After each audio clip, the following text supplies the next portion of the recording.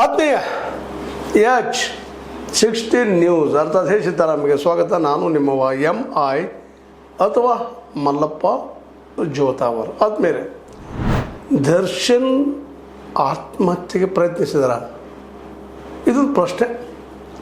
ಯಾಕಂದ್ರೆ ಸುದ್ದಿಯಲ್ಲಿ ಹರಿದಾಡ್ತಾ ಇದೆ. ಹೌದು, ಆತ್ಮಹತ್ಯೆಗೆ ಪ್ರಯತ್ನಿಸಿದಾರಂತ ಅವರ ಅಭಿಮಾನಿಗಳು ಕಿವಿಯಿಂದ ಕಿವಿಗೆ ಬಾಯಿಂದ ಬಾಯಿಗೆ ಹಬ್ಬಿಸ್ತಾ ಇದ್ದಾರೆ. ಈ ಕುರಿತಾಗಿ ಸಹಜವಾಗಿ ಪರಮೇಶ್ವರ್ ಅವ್ರನ್ನ ಕೇಳಿದಾಗ ಗೃಹ ಮಿನಿಸ್ಟರು ಅವರಿಲ್ಲ, ಇದು ಸಂಪೂರ್ಣ ಸುಳ್ಳು, ನಾನು ಎನ್ಕ್ವೈರಿ ಮಾಡಿದ್ದೀನಿ, ಅಂಥ ಘಟನೆ ನಡೆದಿಲ್ಲ ಅನ್ನುವಂಥ ಮಾತನ್ನು ಹೇಳಿದ್ದಾರೆ. ಈಗ ನಾವು ಸರ್ಕಾರ ಹೇಳಿದಾಗ ನಂಬಬೇಕಾಗ್ತದೆ. ಆದರೂ ದರ್ಶನ್ ಅವರು ಆ ಮಟ್ಟಕ್ಕೆ ಇಳಿಬಹುದಾ ಅನ್ನುವಂಥದ್ದು. ಯಾಕಂದರೆ ಸಹಜದಲ್ಲಿ ಸುಪ್ರೀಂ ಕೋರ್ಟ್ನಲ್ಲಿ ಇನ್ನೊಂದು ವರ್ಷ ತನಕ ಮಾತಾಡೋಗಿಲ್ಲಪ್ಪ, ಅದನ್ನು ನೀನು ಅಲ್ಲೇ ನೀವು ಹೊರಬರುವ ಅವಶ್ಯಕತೆ ಇಲ್ಲ ಅದು ಸ್ಪಷ್ಟವಾಗಿ ನಿರ್ದೇಶನ ನೀಡಿದ ಮೇಲೆ ಸಹಜ ಯಾರಿಗೆ ಅದು ನಿರಾಶೆ ಆಗೇ ಆಗ್ತದೆ. ಇವತ್ತೇನೋ ದರ್ಶನ್ ಅವರು ದೊಡ್ಡ ಒಬ್ಬ ನಟ ಆಗಿದ್ದಾರೆ, ಎಲ್ಲರಿಗೂ ಅವ್ರ ಬಗ್ಗೆ ಕಾಳಜಿ, ಪ್ರೀತಿ, ವಿಶ್ವಾಸ ಇರೋದ್ರಿಂದಾಗೆ ಎಲ್ಲರಿಗೂ ಆಘಾತ ಆಗ್ತದೆ. ಇಂಥ ಎಷ್ಟೋ ಕೇಸುಗಳಿದ್ದಾವೆ ಪಾಪ. ಕೆಲವೊಂದಿಷ್ಟು ಸುಮ್ಮನೆ ಏನು ಕೇಸನ್ನ ಸಿಗಿಸಿರ್ತಾರೆ, ಮತ್ತೇನೋ ಮಾಡಿರ್ತಾರೆ, ಯಾವುದೋ ಆಗಿರ್ತದೆ. ಅವ್ರಿಗೆ ಈವನ್ ವಕೀಲರು ಸಹಿತ ಇಡಲಾರಂಥ ಪರಿಸ್ಥಿತಿಯೊಳಗೆ ಇರ್ತಾರೆ. ಅಂಥ ಒಂದು ಎಷ್ಟೋ ಲಕ್ಷಗಳಲ್ಲಿದ್ದಾರೆ. ಕೋರ್ಟ್ಗಳ ಒಂದು ದಾರಿ ನೋಡ್ತಾ ಇಂಥ ಒಂದು ಸಂದರ್ಭದಲ್ಲಿ ಇವತ್ತು ನಮ್ಮ ಅತ್ಯಂತ ಪ್ರೀತಿಯ ವ್ಯಕ್ತಿ, ಕರ್ನಾಟಕದ ಒಂದು ರೀತಿಯಿಂದ ಎಲ್ಲರ ಸಿನಿಮಾ ಪ್ರಿಯರ ಒಂದು ರೀತಿ ಏನಪ್ಪ ಅಂದ್ರೆ ಕಣ್ಮಣಿ ಅಂದರೂ ಅಡ್ಡಿ ಇಲ್ಲ. ಆದರೆ ಇವತ್ತು ಅವರಿಗೆ ತಾವು ಮಾಡಿಕೊಂಡಂಥ ತಪ್ಪು, ರೇಣುಕಾ ಸ್ವಾಮಿ ಅವ್ರ ಮೇಲೆ ಅವ್ರು ದಾಳಿ ಮಾಡಿದರು ಇಲ್ಲವೋ ಅದು ಪ್ರೂವ್ ಆಗೋದು. ಇವತ್ತು ಆರೋಪ ಅಂತಿದ್ದು ಅವ್ರ ಮೇಲೆ ನಂಬರ್ 1, ನಂಬರ್ 2 ಅಂತೇಳಿ. ಅವ್ರ ಜೊತೆಗೆ ಇನ್ನುಳಿದವರು ಇದ್ದಾರೆ. ಅದು ನಡೆದಿದ್ದು ಸುಳ್ಳಲ್ಲ, ಅದು ಕೊಲೆ ಆಗಿದ್ದು ಸುಳ್ಳಲ್ಲ, ಇವರು ಮಾಡಿದಾರೆ ಅನ್ನೋದು ಪ್ರೂವ್ ಆಗುವಂಥದ್ದು ಪೂರ್ತಿ ಎನ್ಕ್ವೈರಿ ಆದಮೇಲೆ ಅಥವಾ ಪೂರ್ತಿ ಅದು ತನಿಖೆ ಆದಮೇಲೆ. ಮತ್ತು ಈಗಾಗಲೇ ಸಾಕ್ಷಿಗಳ ಒಂದರಿಂದ ಒಂದು ಹಂಗೆ ಬರ್ತಾ ಇದ್ದಾರೆ. ಸ್ವತಂತ್ರವಾದ ಮೀಡಿಯಾಗೆ ಬೇಕಾಗಿರುವುದು ಸ್ವತಂತ್ರ ಧ್ವನಿ. ಆ ಸ್ವತಂತ್ರ ಧ್ವನಿ ಉಳಿಸಲು ನೀವು ಮಾಡಬೇಕಾದದ್ದು ಇಷ್ಟೇ. ಅದೇನಪ್ಪಾ ಅಂತಂತಂದ್ರೆ ನಿಮ್ಮ ಕೈಲಾದಷ್ಟು ಸಹಾಯ ಈ ಚಾನಲ್ಗೆ ಮಾಡಿ ಹಾಗೂ ನಿಮ್ಮ ಧ್ವನಿಯನ್ನು ಕಾಪಾಡಿಕೊಳ್ಳಿ. ಆ ಸಾಕ್ಷಿಗಳು ಮುಗಿಯೋದಕ್ಕೂ 1 ವರ್ಷ ಬೇಕಾಗ್ತದೆ ಅನ್ನುವಂಥ ಮಾತು. ಅದಕ್ಕಾಗಿ ಎಲ್ಲ ಸಾಕ್ಷಿಗಳು ಮುಗಿಯೋರಿಗೆ ಹೊರಗಿಲ್ಲ ಅಂತ ಸುಪ್ರೀಂ ಕೋರ್ಟ್ ಸ್ಪಷ್ಟವಾಗಿ ನಿರ್ದೇಶನ ನೀಡಿದೆ. ಹೀಗಾಗಿ ಏನೂ ಮಾಡಲಿಕ್ಕೆ ಸಾಧ್ಯ ಇಲ್ಲ. ಅವ್ರು ಮತ್ತೊಮ್ಮೆ ಏನೋ ಅಪ್ಲೈ ಮಾಡ್ಬೋದೇನೋ ಜಾಮೀನಿಗಾಗಿ, ಆದರೆ ಜಾಮೀನು ಸಿಗೋ ಸಾಧ್ಯತೆಗಳು ಭಾಳಷ್ಟು ಕಡಿಮೆ ಇನ್ನು 1 ವರ್ಷ ನಂತರ. ಹೀಗಾಗಿ ಅವರು ನಿರಾಶೆ ಆಗ್ಯದ. ಅವರು ಸಿನಿ ಜಗತ್ತಲ್ಲಿ ಬಂದಂಥವರು, ಬೆಳೆದಂಥವರು, ತಂದೆ ತೂಗುದೀಪ್ ಶ್ರೀನಿವಾಸ್ ಅವರಾಗಿರ್ಬೋದು, ಅವ್ರ ತಾಯಿ ಆಗಿರ್ಬೋದು, ಎಲ್ಲರೂ ಬಾಲ್ಯಾವಸ್ಥೆಯಿಂದ ಇವ್ರನ್ನ ವಿಶೇಷವಾಗಿ ಪ್ರೀತಿ ವಿಶ್ವಾಸ ಬೆಳೆಸಿದ್ರು ಹೇಳ್ಕೊಬೋದು. ನನಗೆ ಅಷ್ಟು ತೊಂದರೆ ಆಯಿತು, ಹೀಗಾಯಿತು, ಹಾಗಾಯಿತು, ಏನಿದ್ರು ಸಹಿತ ಅಲ್ಲಿ ಒಬ್ಬ ದೊಡ್ಡ ನಟ ಇದ್ರಲ್ಲಿ ಹಿಂದೆ ತೂಗುದೀಪ್ ಶ್ರೀನಿವಾಸ್ ಅವರು ಖಳನಾಯಕರಾಗಿರ್ಬೋದು, ಖಳನಾಯಕತ್ವ ಮಾಡಿರ್ಬೋದು, ನಿಜ ಜೀವನದಲ್ಲಿ ನಾಯಕತ್ವವನ್ನು ಪಡ್ಕೊಂಡಂಥ ವ್ಯಕ್ತಿ ಆಗಿದ್ದರು. ಸಹನ ಶಕ್ತಿಯನ್ನು ಬೆಳೆಸ್ಕೊಂಡು ಬಂದಂಥವ್ರಾಗಿದ್ದರು. ಆದರೆ ಇವರಲ್ಲಿ ಯಾಕೋ ಏನೋ ಮೊದಲು ನೋಡ್ತಾ ಇದ್ವಿ ನಾವು, ಹೆಂಡತಿ ಜೊತೆಗಾಯಿತು, ಮತ್ತೇನೋ ಆಯಿತು, ಒಂದು ಸ್ವಲ್ಪ ಯಾಕೋ ಏನೋ ಅಲ್ಲಿ ಗಾಂಧಿನಗರದ ರೌಡಿಯಿಸಮ್ ಒಂದಿಷ್ಟದು. ಅಲ್ಲಿ ದುಡ್ಡಿದ್ದಂಥ ರೌಡಿಸಮ್ಮ, ಏನಾನು ಮಾಡಬಲ್ಲೆ ಅನ್ನೋಂಥ ರೌಡಿಸಮ್ಮ, ಮತ್ತೇನೋ ಇದ್ದಾವಲ್ಲೇ. ಯಾಕಂದ್ರೆ ದುಡ್ಡಿದ್ದಲ್ಲೇ ನಡೆಯುವಂಥವು. ಮತ್ತು ಅದರಲ್ಲೂ ಅದು ಕಾಲ್ಪನಿಕ ಲೋಕ, ಕಲ್ಪನೆಗಳಲ್ಲಿ ಒಂದು ಡಿಶಮ್ ಅಂತ ಹೊಡೆದ್ರೆ 4 ಲಗ ಓದಿ ಬಿಡುವಂಥವು ಸಾಧ್ಯದಲ್ಲ ನಿಜ ಜೀವನದಲ್ಲೇ. ಅಂಥ ವಾತಾವರಣದ ಬೆಳೆದಂಥ ದರ್ಶನ್ ಅವ್ರಿಗೆ ನಿಜವನ್ನ ಅರ್ಥ ಆಗಲಿಲ್ಲ ಏನೋ ಅಂತ ಅನ್ನಿಸ್ತದೆ. ಯಾಕಂದರೆ ಇದ್ದಿಲ್ಲ ಒಂದೇಳೆ ಅದು ಆಗಿದ್ದರೆ ಇಂಥ ಮಟ್ಟಿಗೆ ಇಳಿತಾ ಇರಲಿಲ್ಲ. ಅಥವಾ ಅವ್ರಿಗೆ ಮತ್ತು ಅವ್ರ ತಂದೆ ಒಂದಿಷ್ಟು ವಿರೋಧವಾಗಿ ಏನೋ ಮಾತಾಡೋದು ಹಿಂದೆ ನೋಡಿದಾಗ, ಮನೆಯಲ್ಲಿ ಅದು ಸರಿಯಾಗಿ ಇಲ್ಲದನ್ನು ನೋಡಿದಾಗ, ಮನೆಯಲ್ಲಿ ಹೇಳ್ತಿದ್ರು ಮತ್ತೊಬ್ಬರ ಜೊತೆಗೆ ಒಂದು ಸಂಪರ್ಕ ಮಾಡೋದನ್ನು ನೋಡಿದಾಗ, ಇವೆಲ್ಲನೂ ಅವ್ರನ್ನ ಒಂದು ರೀತಿ ಏನಪ್ಪ ಅಂದ್ರೆ ಭ್ರಮಾಲೋಕದಲ್ಲಿ ಇಟ್ಕೊಂಡು ಆದರ್ಶದ ಮಾತಾಡ್ತಾ ಇದ್ದರು ಅವರು. ಮತ್ತು ಎಲ್ಲರೂ ಅವರ ಸಿನಿಮಾದಲ್ಲಿ ಹೀರೋ ಅಂದಾಗ ಸಹಜವಾಗಿ ಅವರ ಮಾತು ಎಲ್ಲ ಯಾರೋ ಡೈಲಾಗ್ ಬರೆದು ಕೊಡ್ತಿದ್ರು, ಇವ್ರು ಏನೋ ಹೇಳ್ತಿದ್ರು, ಒಳ್ಳೆ ನಟ, ಅದ್ರ ಬಗ್ಗೆ ಎರಡು ಮಾತಿಲ್ಲ. ಅಂಥದ್ರಲ್ಲೇ ಈ ಒಂದು ತನದೇ ಅಂತ ಭ್ರಮಾಲೋಕದಲ್ಲಿ ಇರೋದರಿಂದ ಮತ್ತು ಇನ್ನೊಂದು ತಲೆಯಲ್ಲಿ ಇರ್ಬೋದು ಅವರಿಗೆ, ದುಡ್ಡು ಕೊಟ್ಟರೆ ಬೇಕಾದಾಗ್ತದಪ್ಪ ಅಂತ. ಅದು ಸುಳ್ಳಿನಲ್ಲ. ಇವತ್ತಿನ ವ್ಯವಸ್ಥೆ ದುಡ್ಡು ಕೊಟ್ಟರೆ ಬೇಕಾದಾಗ್ತಿರ್ತದೆ, ದಾಟಿ ಹೋಯ್ತು. ಆದರೆ ದುರ್ದೈವ ಏನಪ್ಪ ಅಂತಂದ್ರೆ ಇವರು ದುಡ್ಡು ಎಲ್ಲ ಕೊಟ್ಟು ಮಾಡಿ ಸಿಕ್ಕಾಕೊಳ್ಳುವಂಥ ಪ್ರಸಂಗ ಬಂತು. ಯಾಕೋ ಏನೋ ಅದು ಅವ್ರಿಗೆ ಬಿಟ್ಟಂಥ ವಿಷಯ. ಮತ್ತು ಅದರಲ್ಲೂ ಮೀಡಿಯಾ ಪ್ರಪಂಚ ಯಾಕೋ ಏನೋ ಆ ಸಂದರ್ಭದಲ್ಲೇ ಭಾಳ ದೊಡ್ಡದಾಗಿ ಹೇಳ್ತು, ವಾಸ್ತವವಾಗಿ ಹೇಳ್ತು ಅಂತ ನಾವು ಅನ್ನೋದು ಅಲ್ಲಗಳಿಲಿಕ್ಕೆ ಸಾಧ್ಯ ಇಲ್ಲ. ಈ ಒಂದೆಲ್ಲ ನನಗೆ ಇವತ್ತು ಯಾವ ಕಾರಣಕ್ಕಾಗಿ ಅವ್ರ ದುಡ್ಡಿನ ಹಂಬಿಕೆ ಆಗಿರ್ಬೋದು, ಬೇಡ ಅವ್ರು ನೋಡೋ ದೃಷ್ಟಿಕೋನ ಹಂಗಿರ್ಬೋದು ಜಗತ್ತಿಂದು. ಹೀಗಾಗಿ ಕೆಲವು ಜನರ ಕಣ್ಣಲ್ಲಿ ಅದು ಚುಚ್ಚುವಂಥ ಒಂದು ಕೆಲಸವನ್ನು ಮಾಡಿದ್ರಿಂದಾಗೆ ಸಹಜವಾಗಿ ಅವರೆಲ್ಲರೂ ಇವ್ರ ಬಗ್ಗೆ ಒಂದು ಸಂದರ್ಭ ಬಂದಾಗ ನೋಡೋಣ. ಇದು ರೇಣುಕಾ ಸ್ವಾಮಿ ಸಿಕ್ಕ ಅಂತದ, ಅದರಲ್ಲಿ ಎಲ್ಲರೂ ಎಷ್ಟು ಸಾಧ್ಯನೋ ಅಷ್ಟು ಆಳಿಗೊಂದು ಕಲ್ಲು ಗೂಳಿ ಮೇಲೆ ಹಾಕಿದ್ದಕ್ಕಾಗಿ ಇವತ್ತು ಸಹಜವಾಗಿ ಪಾಪ ಅವ್ರಿಗೆ ಅನಿವಾರ್ಯವಾಗಿ ಅವೆಲ್ಲ ಎನ್ಕ್ವೈರಿ ಆಗುತ್ತಲ್ಲ. ಯಾಕೆಂದರೆ ಸಾಕ್ಷಿಗಳು ಬಂದು ಮಾಡ್ತಾರೆ, ಮತ್ತೇನೋ ಮಾಡ್ತಾರೆ ಅನ್ನೋ ಭಯ ಎಲ್ಲರಿಗೂ ಅದ.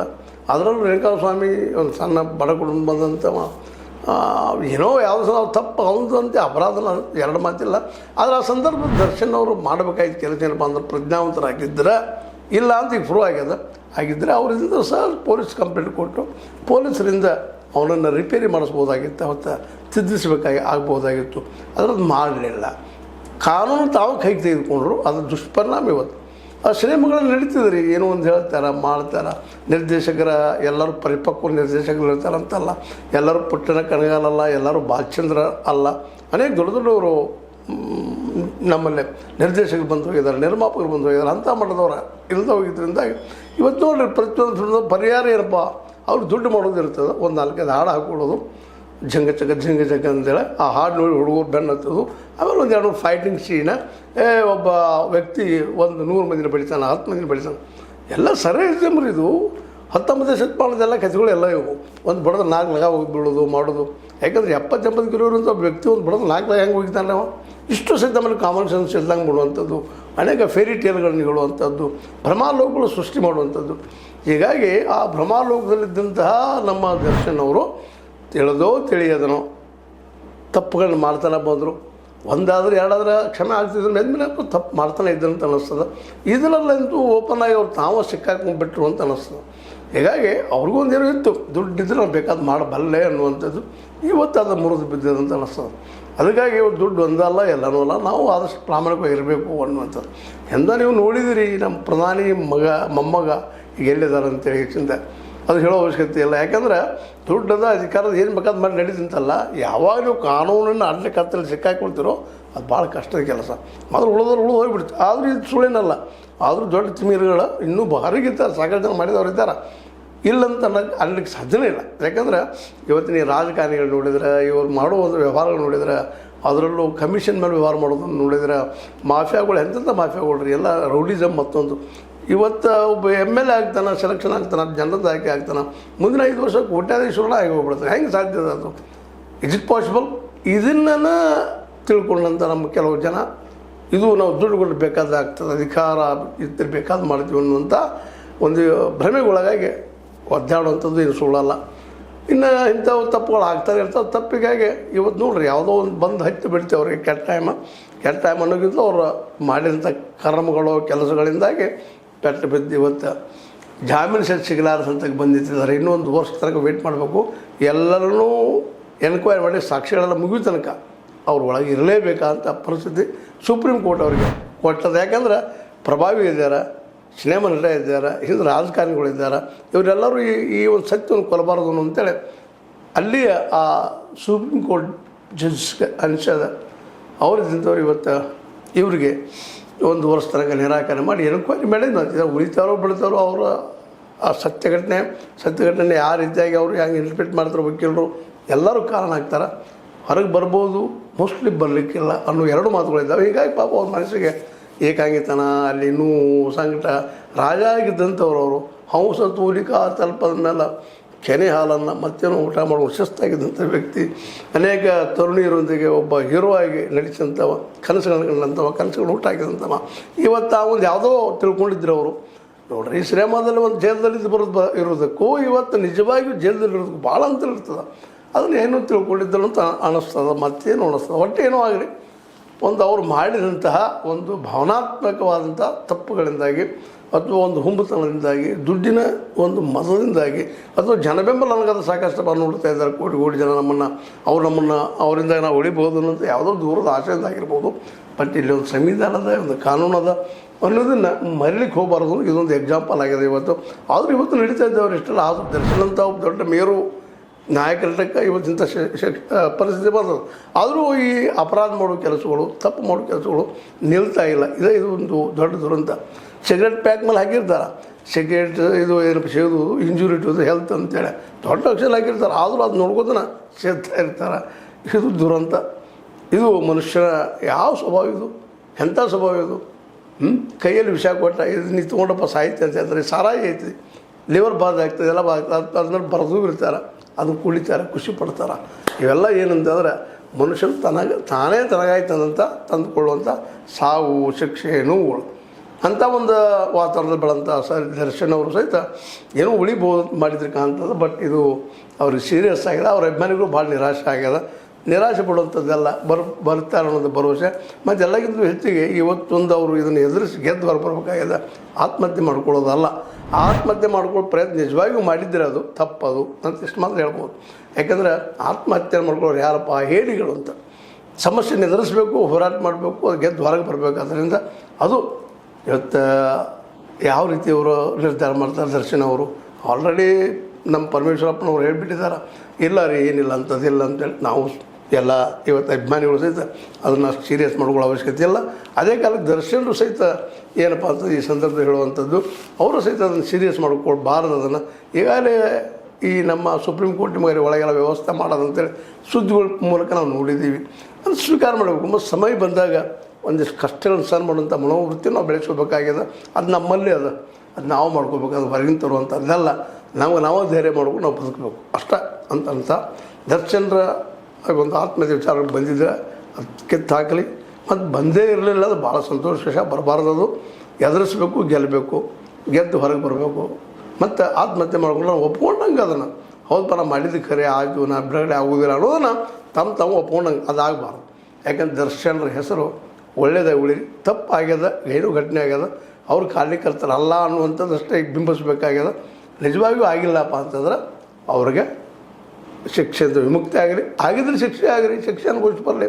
ಶಿಕ್ಷೆ ಎಷ್ಟು ಮಟ್ಟಿಗೆ ಆಗ್ತದೆ, ಏನಾಗ್ತದೆ ನಮ್ಮ ಸಂವಿಧಾನದ ಅಡಿಯಲ್ಲಿರುತ್ತೆ ಅಂತ ನ್ಯಾಯ ಬಿಟ್ಟಂಥದ್ದು. ಅದ್ರ ಬಗ್ಗೆ ನಾವು ಈಗ ಪ್ರಿಡಿಕ್ಟ್ ಮಾಡೋಕ್ಕೆ ಸಾಧ್ಯ ಇಲ್ಲ ಅನ್ನೋ ಮಾತನ್ನು ಹೇಳ್ತಾ, ದರ್ಶನ್ ಆತ್ಮಹತ್ಯೆಗೆ ಪ್ರಯತ್ನಿಸಿಲ್ಲ ಅಂತ ಜನ ಅಭಿಮಾನಿಗಳು ನಂಬಲಿ. ಜೊತೆಗೆ ಅವರು ಆ ಮನಸ್ಥಿತಿಯಿಂದ ಹೊರಬರಲಿ. ಇದ್ದಿದ್ರೆ ಇಲ್ಲ ಇಲ್ಲ ಭಾಳ ಸಂತೋಷ ಅಂತ ಹೇಳ್ತಾ, ಇದ್ರ ಮೇಲೆ ಲೈಕ್ ಆಗಿರ್ಬೋದು, ಲೈಕ್ ಮಾಡಿ ಶೇರ್ ಮಾಡಿ ಕಮೆಂಟ್ ಮಾಡಿ, ಜೊತೆ ಸಬ್ಸ್ಕ್ರೈಬ್ ನಿಲ್ಲಿಸೋದು. 16 ನ್ಯೂಸ್ ಅಂತ ಸತ್ಯದ ಕೈಗೆ ನೋಡಿ ವಂದನೆಗಳು. ಆತ್ಮೀಯ ಸಾರ್ವಜನಿಕರಲ್ಲಿ H16 ಅರ್ಥಾತ್ ಹೇ ಸೀತಾರಾಮದಿಂದ ಒಂದು ಮನವಿ. ಈ ಸಂಸ್ಥೆ ಭ್ರಷ್ಟಾಚಾರ, ಅನ್ಯಾಯ, ಅತ್ಯಾಚಾರಗಳಿಂದ ನೊಂದವರ ವೇದಿಕೆ. ಅನ್ಯಾಯಕೋರರ, ಭೂಗಳ್ಳರ, ನಶಾ ಸಾರಾಯಿ ಮಾಫಿಯಾಗಳ ವಿರುದ್ಧದ ಧ್ವನಿ. ರೈತರ, ಕೂಲಿಕಾರ, ಕಾರ್ಮಿಕರ, ಬಿದ್ದ ಸಮುದಾಯ ಜನರ ಧ್ವನಿ. ಬೆಂಬಲವಾಗಿ ನಿಂತು ತನುಮನ ಧನದ ಸಹಾಯಕ್ಕೆ ಸಾರ್ವಜನಿಕರಲ್ಲಿ ಕೋರಿಕೆ. ದಾನದ ಸಹಾಯ ನೀಡಿ ಸ್ವಾತಂತ್ರ್ಯ ಪತ್ರಿಕೋದ್ಯಮ ಉಳಿಸಿ ಬೆಳೆಸಿ. ವಂದನೆಗಳು. ತಮ್ಮನ್ನೇ ನಂಬಿರುವ ಮಲ್ಲಪ್ಪ ಇ ಜೋತಾವರ್. ಈ ಕೆಳಗಿನ QR ಸ್ಕ್ಯಾನ್ ಮಾಡಿ ಅಥವಾ ಈ ನಂಬರ್ ಅಂದರೆ 7411402405ಗೆ ಇಲ್ಲ 9686864852ಗೆ ನೀವು ಫೋನ್ಪೇ ಮಾಡಿ, ಪೇಟಿಎಮ್ ಮಾಡಿ ಅಥವಾ ಇನ್ನಾವುದೇ ಮಾಧ್ಯಮದಿಂದ ಗೂಗಲ್ ಮೂಲಕ ಸಹಾಯ ಮಾಡಿ ಈ ಪ್ರಾಮಾಣಿಕ ಪತ್ರಿಕೋದ್ಯಮವನ್ನು ಉಳಿಸಿ ಅಂತ ಮತ್ತೊಮ್ಮೆ ಮನವಿ. ವಂದನೆಗಳು.